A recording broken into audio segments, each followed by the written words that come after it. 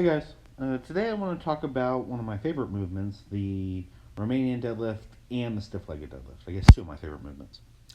These are actually very, very similar, but after I posted something on Instagram the other day, I found out that most people don't actually understand the difference. And to be fair, it is a really nuanced thing. So these are my RDLs from a couple days ago. They're not perfect RDLs. I want to start up by saying that. I really need to get my hips back farther and to get them a little bit lower as well. And you'll see that more in the side view that we got coming up. But I do think they're pretty good. I'm feeling all of this weight in my hamstrings and glutes, not in my lower back, which is the real distinction that you're going to have in between the two lifts. A lot of people were saying the distinction is you rest the bar on the floor on stiff-legged deadlifts and you don't on Romanians. That absolutely false, 100% false. Most people don't rest the bar on the floor with Romanian deadlifts because if you are able to get your hips in the right position, then the stretch on your hamstrings is going to be such that you can't use that full range of motion. Plus, when you do put it on the floor, you lose some tension in that posterior chain. So it is better to do it that way. This is something I haven't done in a while, so I'm still kind of struggling trying to figure out the difference there. But the real difference is that in stiff-legged deadlifts, your knees are almost locked out, like you can see here. They're not quite locked out, but they're pretty darn close. And the bar is further in front of my body. You can see how, my hips in this situation barely move, and so the bar has to go forward instead of going straight up and down. Here's a comparison where you can see a little bit more of that. Ignore that first rep. But you can see the bar comes forward at the bottom on those stiff-legged deadlifts because my hips don't move nearly as much.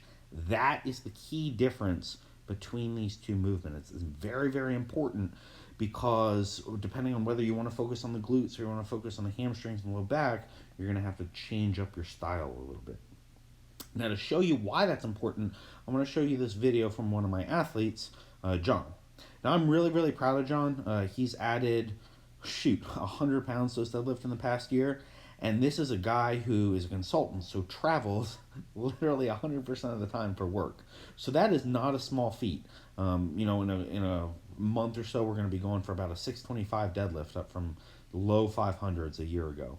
But you can see this more or less max triple. We're working up to 3RM on this particular training day. You can see he does kind of hitch. And I'm slowing down the video so you can see it a little bit more. He does kind of hitch when he gets to that last hard rep, and I'm actually going to freeze it so that we can see why he hitches. Now, we've decided that John needs to pull with a little bit more of a rounded back style just because of his leverages, and we've established that he's able to do that safely. But what we don't want is this position right here, where he's got his knees almost locked out, his shoulders directly above the bar, but his hips are still way far back. And then he struggles to get those hips through, which pretty much anybody is. You're in a compromised position. But this is an area where those stiff-legged deadlifts, or Romanian deadlifts, honestly, can help quite a bit because it can put you in a very similar position safely with less weight where you're able to train the muscles in the same pattern that you want to be using the muscles if you end up in this position.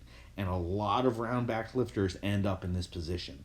If you pull without pulling all the slack out of the bar and without keeping your lats real far down, you're probably pretty familiar with that struggle at lockout.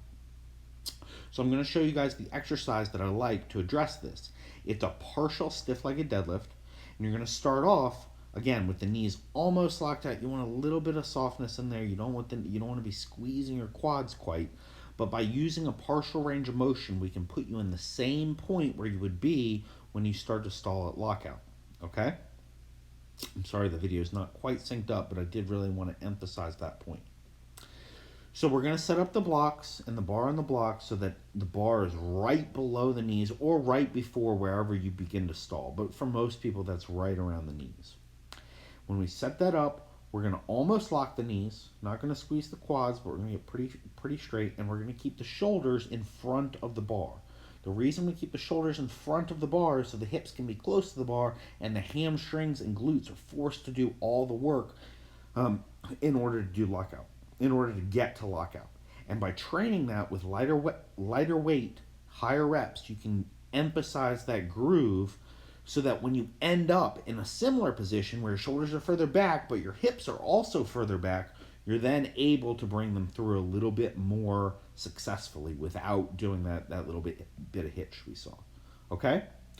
So this is the movement. I'm going to show you guys a couple different times, but you'll notice how, see, my hips are almost directly aligned with the bar. My shoulders are way over the bar. That's not quite the same position that we're in, but it forces me to use the hips and the glutes and the hamstrings to lock out. So train that, do 3 to 4 sets, 8 to 12 after your heavy pulls. And if you do struggle at lockout, I really think that this will help quite a bit. I hope you guys like this. We're going to do some more movement videos as time goes by. But if you have questions, please leave them below.